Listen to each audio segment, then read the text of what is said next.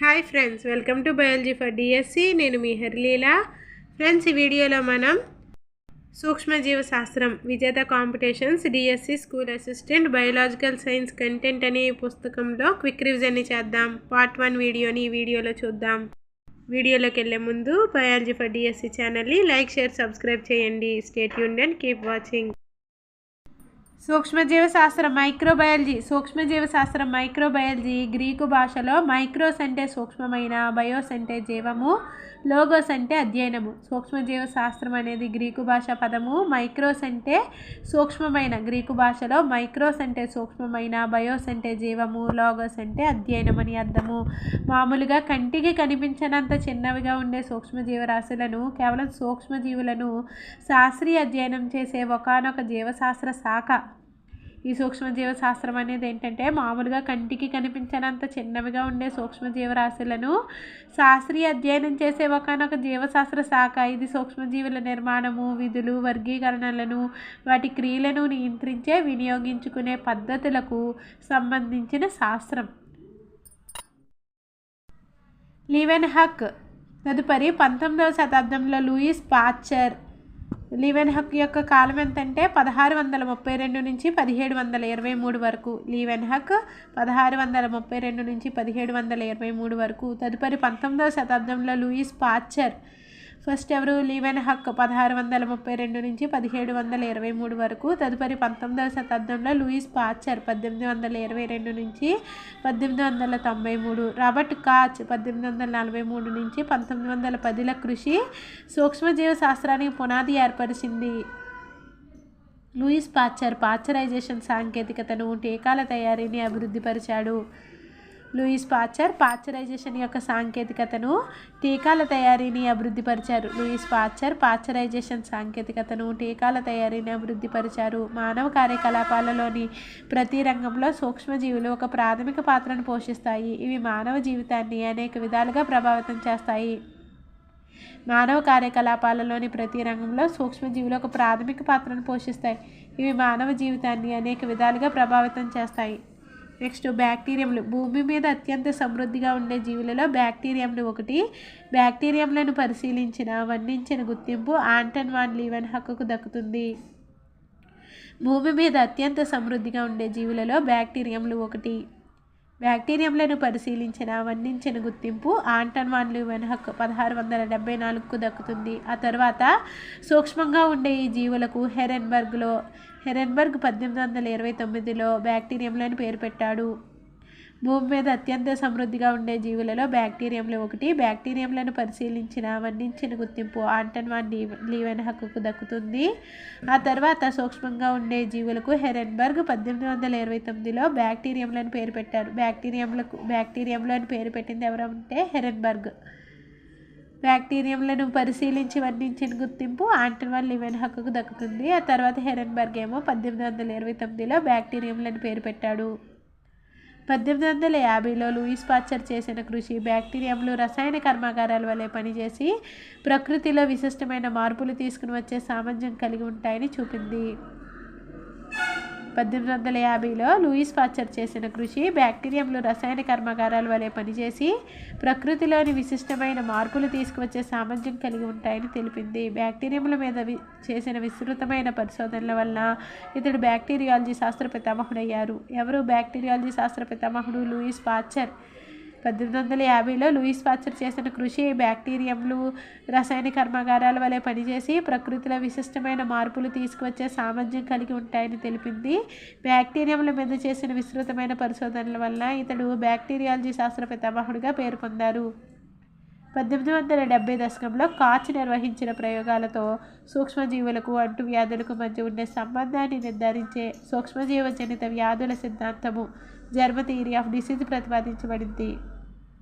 1870 దశకంలో కాచ్ నిర్వహించిన ప్రయోగాలతో సూక్ష్మజీవులకు, అంటువ్యాధులకు మధ్య ఉండే సంబంధాన్ని నిర్ధారించే సూక్ష్మజీవజనిత వ్యాధుల సిద్ధాంతము జర్మ్ థియరీ ఆఫ్ డిసీజ్ ప్రతిపాదించబడింది.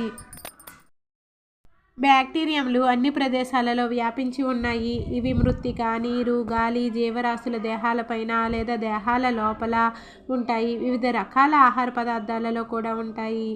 ఇవి అతి శీతల, ఉష్ణ, జలాభావ పరిస్థితులను తట్టుకుని జీవిస్తాయి. కాబట్టి ఇవి ఊహకు అందని యానకాలు, ధ్రువపు మంచు, అగ్నిపర్వతపు బూడిద, వేడి నీటి చలమలు, గంధపు చలమలలో కనిపిస్తాయి. సంఖ్యాపరంగా చూస్తే భూగ్రహం పైన ఇవి ఏ ఇతర జీవరాశుల సముదాయాల కంటే అధికంగా మితిమీరి ఉంటాయి. బ్యాక్టీరియంలు అన్ని ప్రదేశాలలోనూ వ్యాపించి ఉంటాయి. ఇవి మృత్తిక, నీరు, గాలి, జీవరాశుల దేహాలపైన లేదా దేహాల లోపల ఉంటాయి. వివిధ రకాల ఆహార పదార్థాలలో కూడా ఉంటాయి. ఇవి అతి శీతల, ఉష్ణ, జలాభావ పరిస్థితులను తట్టుకొని జీవిస్తాయి. కాబట్టి ఇవి ఊహకు అందని యానకాలు, ధ్రువపు మంచు, అగ్నిపర్వతపు బూడిద, వేడి నీటి చలమలు, గంధకపు చలమలలో కనిపిస్తాయి. సంఖ్యాపరంగా చూస్తే భూగ్రహం పైన ఇవి ఏ ఇతర జీవరాశుల సముదాయాల కంటే అధికంగా మితిమీరి ఉంటాయి. కొన్ని బ్యాక్టీరియంలు మొక్కలు, జంతువులు, మానవులలో ప్రాణాంతక పరాన్నజీవులుగా ఉంటాయి. కొన్ని బ్యాక్టీరియంలు మొక్కలు, జంతువులు, మానవులలో ప్రాణాంతక పరాన్నజీవులుగా ఉంటాయి. మరికొన్ని బ్యాక్టీరియంలు మొక్కలలో సహజీవన సహవాసాన్ని కలిగి ఉంటాయి. మానవుడి పేగుల్లో ఎచ్చురేషియా కోలై అనే బ్యాక్టీరియం నివసిస్తుంది. బ్యాక్టీరియంల స్వరూపం, పరిమాణం. బ్యాక్టీరియంలు అత్యంత సూక్ష్మమైన జీవులు. ఇవి సామాన్య సూక్ష్మదర్శిని కింద అరుదుగా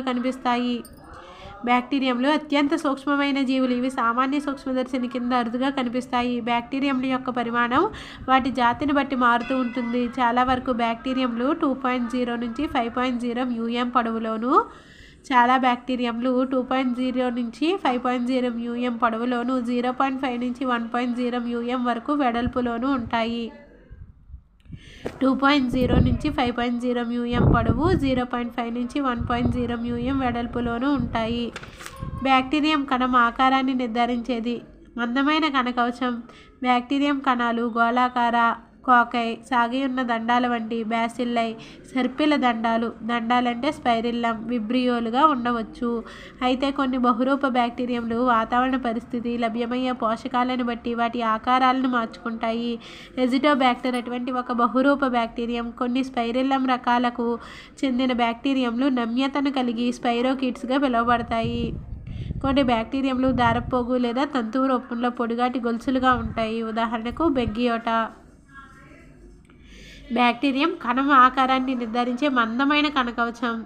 బ్యాక్టీరియం అనేది కణం ఆకారాన్ని నిర్ధారించే మందమైన కణకవచం. బ్యాక్టీరియం కణాలు గోళాకార, కోకై, సాగి ఉన్న అంటే దండాల వంటివి, బ్యాసిల్లై, సర్పిల దండాలు, స్పైరిల్లం, విబ్రియోలుగా ఉండవచ్చు. అయితే కొన్ని బహురూప బ్యాక్టీరియంలు ప్లియోమార్ఫిక్, వాతావరణ పరిస్థితి, లభ్యమయ్యే పోషకాలను బట్టి వాటి ఆకారాలను మార్చుకుంటాయి.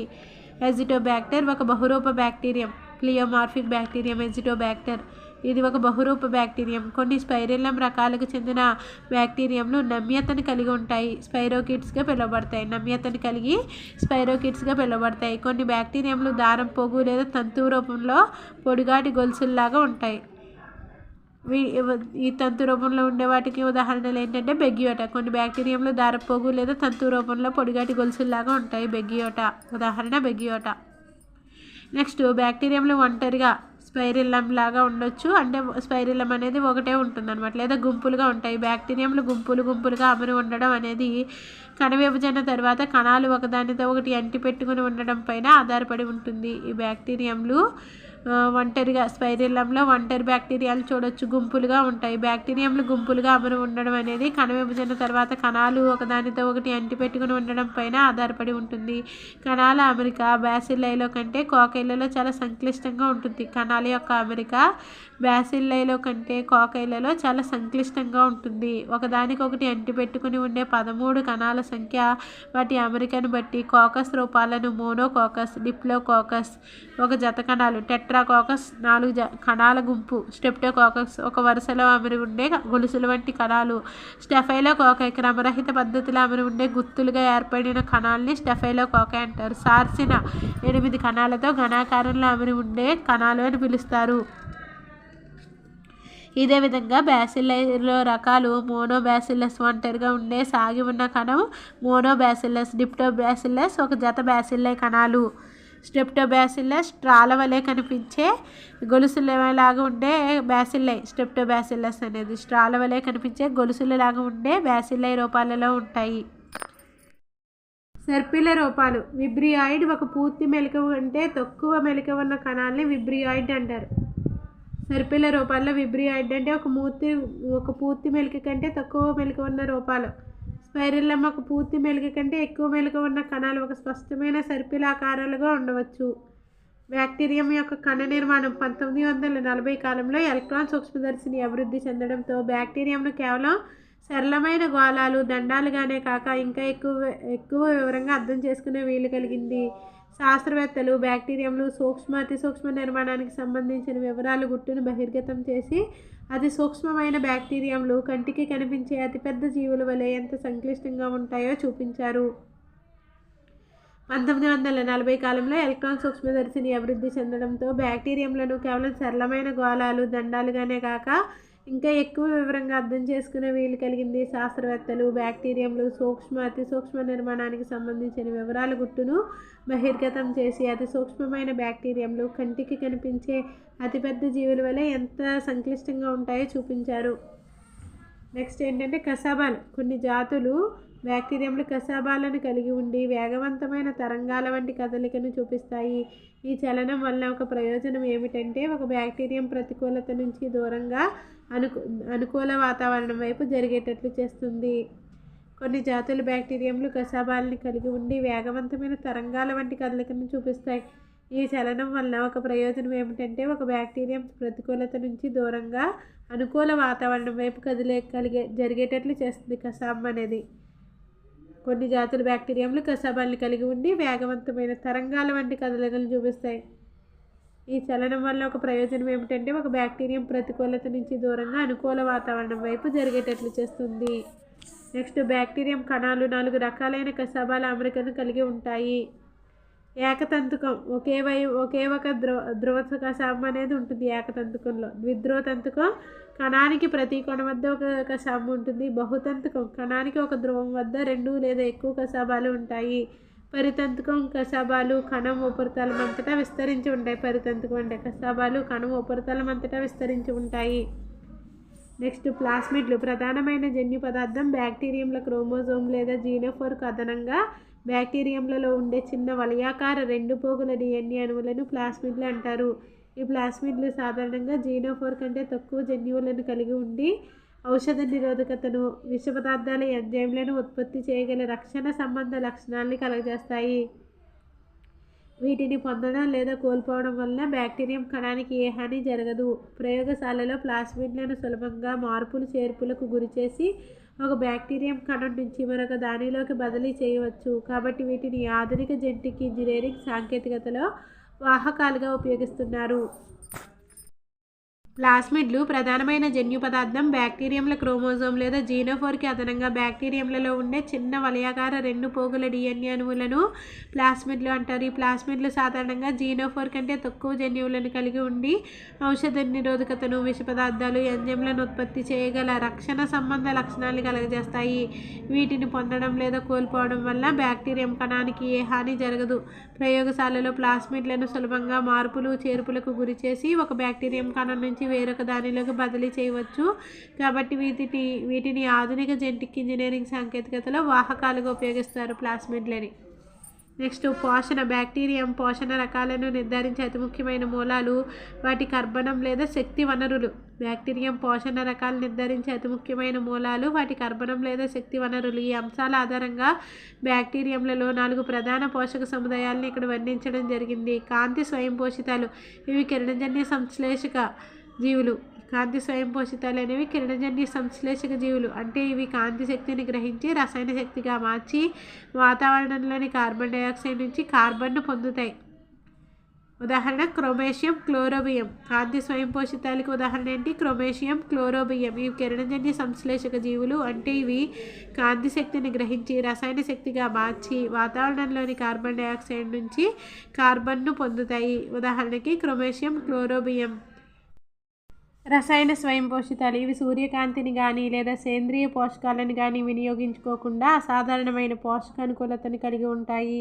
ఈ బ్యాక్టీరియంలు అసేంద్రియ పదార్థాల ఆక్సీకరణ ద్వారా శక్తిని, కార్బన్ డైఆక్సైడ్ నుంచి కార్బన్ను పొందుతాయి.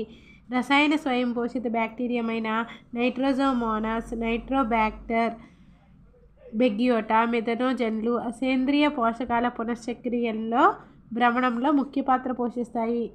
రసాయన స్వయం పోషితాలు ఇవి సూర్యకాంతిని కానీ లేదా సేంద్రియ పోషకాలను కానీ వినియోగించుకోకుండా అసాధారణమైన పోషకానుకూలతను కలిగి ఉంటాయి. ఈ బ్యాక్టీరియంలు అసేంద్రియ పదార్థాల ఆక్సీకరణ ద్వారా శక్తిని, కార్బన్ డైఆక్సైడ్ నుంచి కార్బన్ను పొందుతాయి.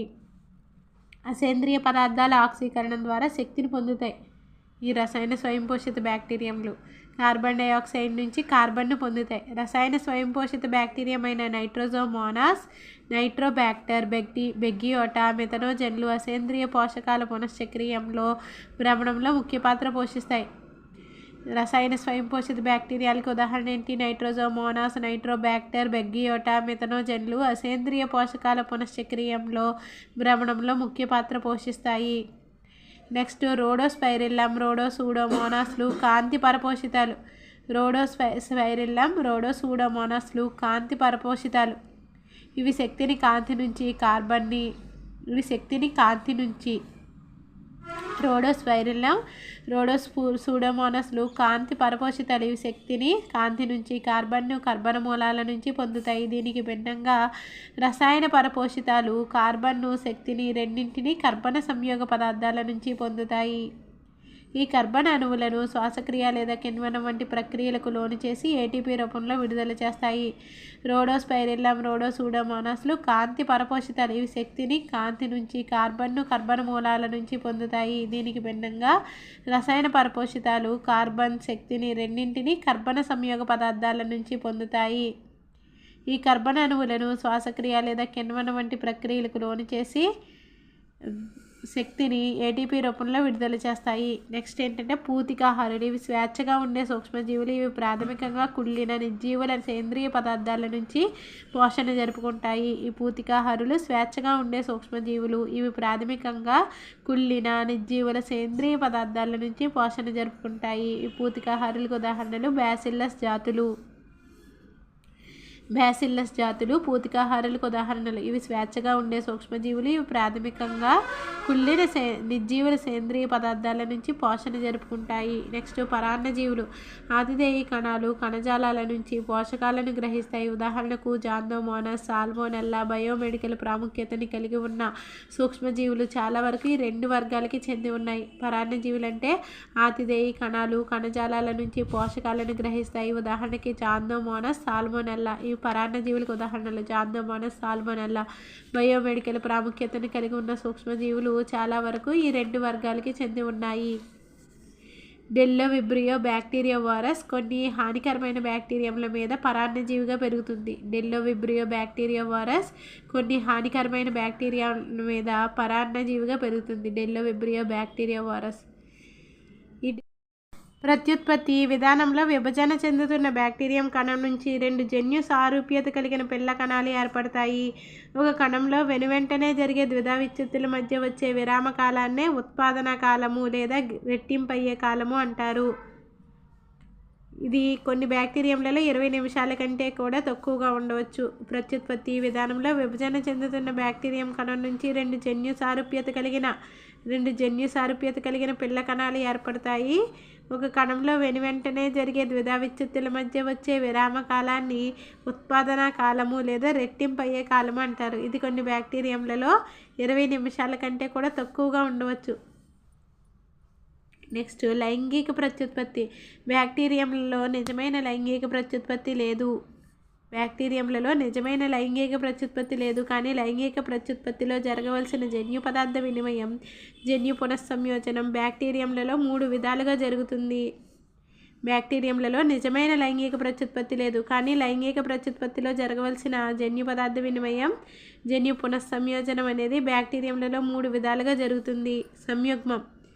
సంయుగ్మము, జన్యు పరివర్తన, జన్యు వహనం అనేవి 3 రకాలుగా జరుగుతుందన్నమాట. జన్యు పునఃసంయోజన. సంయుగ్మంలో ఏం జరుగుతుందో చూద్దాం. ఈ ప్రక్రియలో 2 సజీవ బ్యాక్టీరియంలు దగ్గరగా చేరి దాత కణం నేరుగా డిఎన్ఏను గ్రహీత కణంలోకి బదిలీ చేస్తుంది. ఈ విధానాన్ని మొట్టమొదట లెడెర్బర్గ్, టాటమ్లు ఎచ్రెషియా కోలైలో పరిశీలించారు. సంయుగ్మం అంటే ఈ ప్రక్రియలో 2 సజీవ బ్యాక్టీరియంలు దగ్గరగా చేరి దాత కణం నేరుగా డిఎన్ఏను గ్రహీత కణంలోకి బదిలీ చేస్తుంది. ఈ విధానాన్ని మొట్టమొదట లెడెర్బర్గ్, టాటమ్లు ఎచ్రెషియా కోలైలో పరిశీలించారు.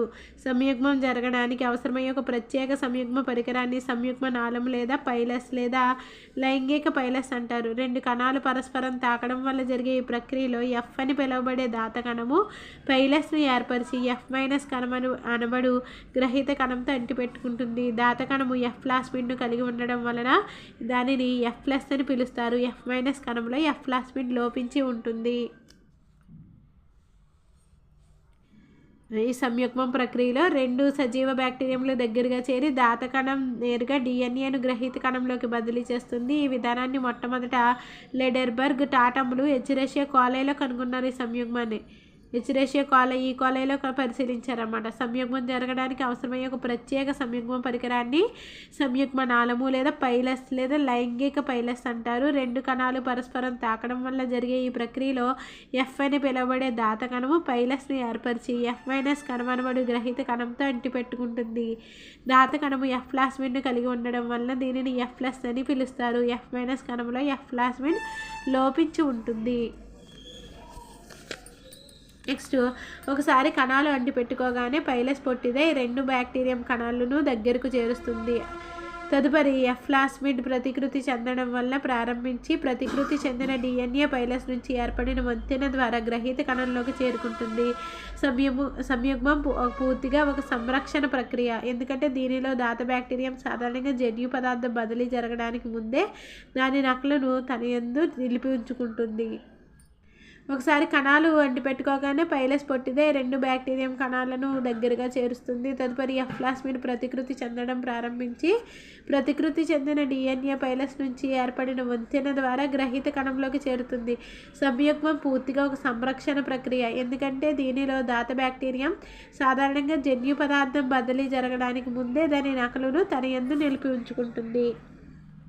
జన్యు పరివర్తన. బ్యాక్టీరియంలో జరిగే ఈ విధమైన జన్యు పునఃసంయోజనాన్ని ఫ్రెడరిక్ గ్రిఫిత్ స్ట్రెప్టోకాకస్ న్యూమోనియాలో కనుగొన్నారు. బ్యాక్టీరియంలో జరిగే ఈ జన్యు పరివర్తన అటువంటి జన్యు పునఃసంయోజనాన్ని ఫ్రెడరిక్ గ్రిఫిత్ స్ట్రెప్టోకాకస్ న్యూమోనియాలో కనుగొన్నారు. జన్యు పరివర్తన అంటే నగ్న డిఎన్ఏ ఖండితాలను పరిసర వాతావరణం నుంచి స్వీకరించి గ్రహీత కణంలో దాని జన్యు సమాచారం వ్యక్తం అవడం. అంటే ఇప్పుడు గ్రహీత కణం అంతకు ముందు లేని లక్షణాన్ని పొందడం జరుగుతుంది. జన్యు పరివర్తన ప్రయోగాలు.